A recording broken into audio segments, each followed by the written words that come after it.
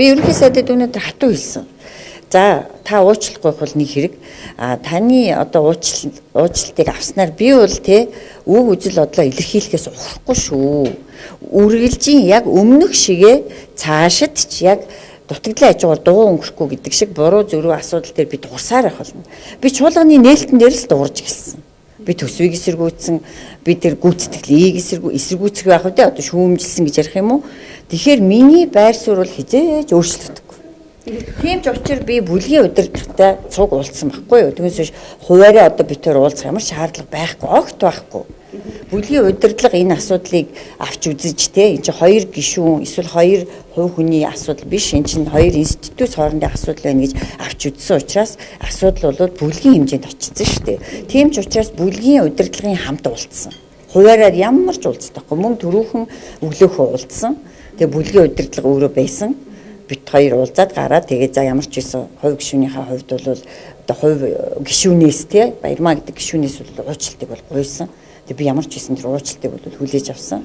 Өчигдөр үнэр чимэг гэдэг эмэгтэй толгойгоо халуулсан гоожулчихсан танаас болж одоо ингээд ийм байдал болооч гэдэг юм лайв хийжсэн л та. Жишээлбэл энэ бүртгэлгийн асуудал хэрэг сэтэрч байгаа юм уу? Та энэ дээр үгүй.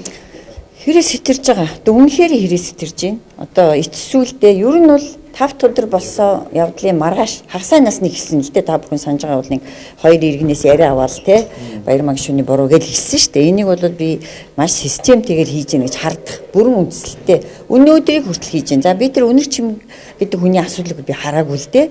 Ягаад гэвэл бүр хитрхи их гүтгэлгөөд явж байгаа байхгүй юу.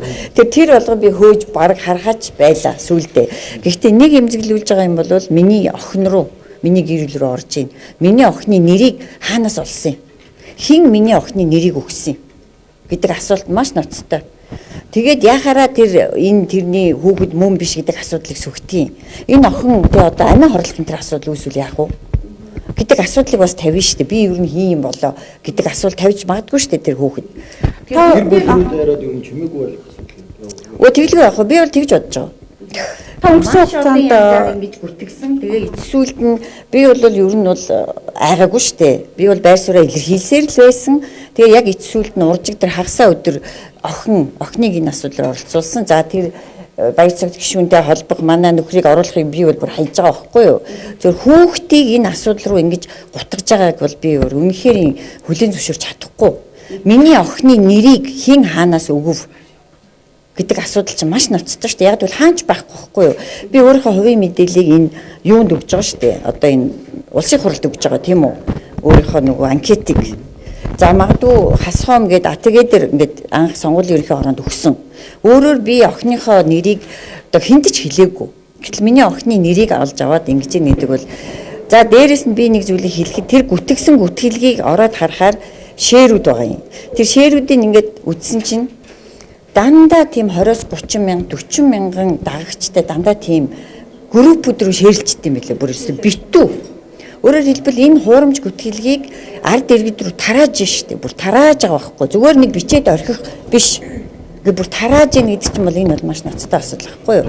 Мэдээж харлуулад тэгээ би бол одоо энэ дээр одоо ингээд айж ухарна гэж бодож байна л да. Намайг ингээд за одоо юу зүгээр те үр хүүхдүүдэр минь орлоо ингэж амир харлуулж ийн гүтгэж ийн гээд намайг одоо айгаад чимээг болно гэж бодож иж магадгүй. Тийм юм хизээч байхгүй. Өнгөрсөн хугацаанд одоо самбуу гишүүн өнгөрсөн хугацаанд одоо самбуу гишүүн засгийн газрыг огцруулах одоо энэ бичгэн дээр бол та гар үсгээ зурж авсан. Яг энэ байр суурин дээр хിവэрэ байгаа юу эсвэл одоо яг сая цогцрол даргах шиг нэг жил дахиад харъя гэдэг байр суурин дээр байна уу? Чадамжгүй засгийн газар гэж та бол хിവэрэ штэ. Би бол хിവэрэ өнгөрсөн болсон явдал бол болсон явдал надаас уучлалт гуйсан уу гуйсан энэ бол нэг л асуудал тийм үү? Парламент институт хоорондын бусад асуудлууд бол ямар ч өөрчлөлт байхгүй штэ. Яг хിവэр. Тийм яг хിവэрэ. Гишүүнээ хардж байгаа хүн байна. За яг би асуусны маргаашнаас эхэлсэн гэж хэлээд байгаа шүү дээ. Тийм маргаашнаас нь эхэлсэн учраас би ерөнхий сайдтай маргалцсан. Тэгээ маргаашнаас нь гүтгэлэг эхэлсэн. Тэгэхээр би бол бас хардах хэрэгтэй. Гэхдээ би хараагүй учраас би энийг харин тогтоож өгнө гэд холбогдох байгууллагад л хандгаж байгаа юм. Миний охинтой холбоотой асуудлыг миний охины нэр усыг хаанаас хэн олж өгөв те. Дээрээс нь бас нэг 30 хэдэн байртай гэд намайг бас гүтгэж илээ. Тэрийг би бас тийм байр байхгүй учраас тэр хүтгэж байгаа хүнд бол мэдээлэл өгсөн гэх үндэс байхгүй л те. Хэрвээ өмнө нь байгаад тэр мэдээллийг гаргацсан бол би бас нэг байгууллагыг хардмаар байгаа байхгүй те. Үйл хөдлөх хөрөнгө те одоо нөө бүртгэлийн газрыг өгчлөө гэсэн ч гэтэл тийм байхгүй. Надад ямар ч 30 хэдэн байшин барилга хаауд тийм юу ч байхгүй. Цэвэр гүтгэлэг бүх зүйл гүтгэлэг.